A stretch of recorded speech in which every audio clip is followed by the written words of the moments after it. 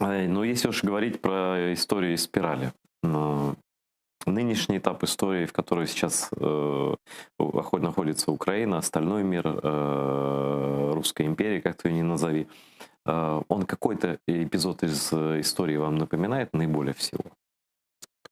Ну, практически, если отмотать 100 лет назад, Мгм. да, то есть 1918-1920, это ситуация у нас в стране, как было 100 лет назад в Украине тогда А в еще чем на схожесть? А Украине. в чем схожесть?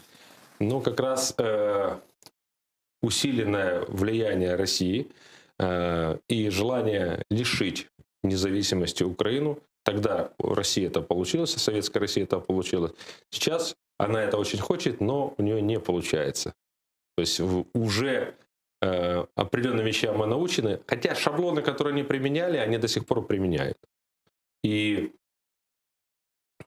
если даже внимательно посмотреть, каким образом строится информационная политика Российской Федерации, то многие вещи, они абсолютно ничего не придумают и берут из того, что в свое время как работала с собственным народом нацистская Германия, так само они работают с собственным народом сейчас. Это раз. Второе, информационная политика России всегда строилась, независимо, царская она, советская была или ныне существующая, всегда строилась на поиске врага и виноватого во всех несчастьях и трудностях России.